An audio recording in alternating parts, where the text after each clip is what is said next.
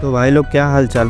शुरुआत होती है एमओ के टावर से, जहां हमें इंजन जमीन पर गिरा हुआ दिखता है। लेकिन कहानी हमें 1 घंटे पहले ले जाती है।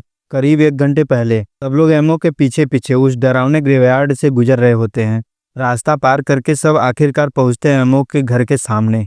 और भाई ये कोई आम घर नहीं था कि एक विशाल टावर, इतनी ऊंचाई कि देखकर ही किसी को चक्कर आ जाए। इंजन कई बार इस टावर को नोटिस कर चुका था, लेकिन उसके दिमाग में हमेशा यही चलता कि इतने भीतर नो मैंस लैंड में भला कौन रह सकता है। इसलिए उसने कभी हिम्मत ही नहीं की अंदर जाकर चेक करने की। बाकी लोगों का भी यही हाल था, सब कंफ्यूज कि इतना बड़ा स्ट्रक्चर आखिर खड़ा कैसे है यहाँ।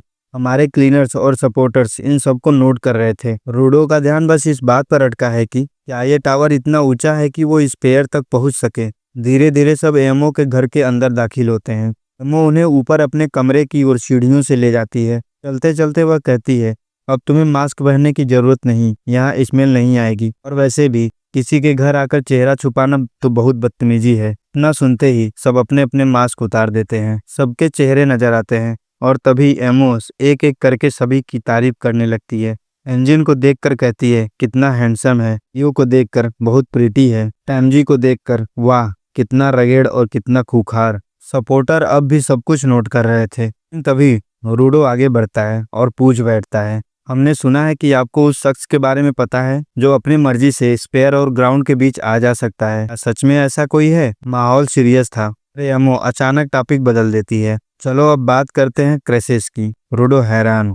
एमो बताती है कि उसे ऐसे लोग बहुत पसंद है जिनकी स्मेल बहुत अच्छी हो। और पीछे खड़े हमारे बिग मैन डेलमन की तरफ को देखकर कहती है कि उसकी खुशबू तो लाजवाब है। और फिर एक क्रीपी स्माइल दे देती है। इंजन अब पूरी तरह से इरिटेट हो जाता है। वो कहता है, हम यहाँ रोमांस की बातें करने नहीं आए हैं। अगर इन्फॉर्मेशन के लिए कोई प्राइस चाहिए तो बताओ, हम पेमेंट कर देंगे, लेकिन हमें सिर्फ सच चाहिए। यह सुनते ही अमो का असली चेहरा दिखने लगता है। वो पागलपन की हद तक डिस्परेट हो जाती है। अपनी स्किन को नाखून से रगड़ना शुरू कर देती है। सिचुएशन और अजीब हो जाती है।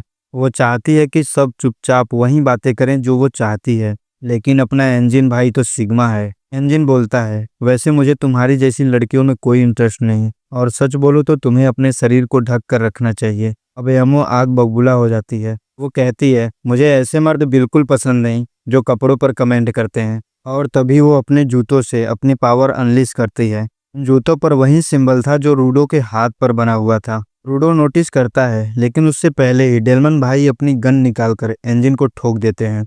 सब दंग रह जाते हैं। इंजन जमीन पर पड़ा है। रूडो शॉक्ड सवाल कर रहे हैं, डेलमन भाई आपने ये क्या कर दिया? लेकिन डेलमन चुप नहीं बैठते। वो एमओ को प्रोटेक्ट करने के लिए बड़े बड़े क्लैम्स मारने लगते हैं। बाकी टीम को लग रहा था कि डेलमन कंट्रोल में है, लेकिन टैमजी कहता है, नहीं, डेलमन सच में इन सब पर यकीन करता है। और फिर एमओ एक डेंजरस स्माइल के साथ आगे बढ़ती है। वो कहती है, डेलमन तो पहले से ही मेरा फैन था, मेरे लिए ये सबको धोखा देने के लिए तैयार है।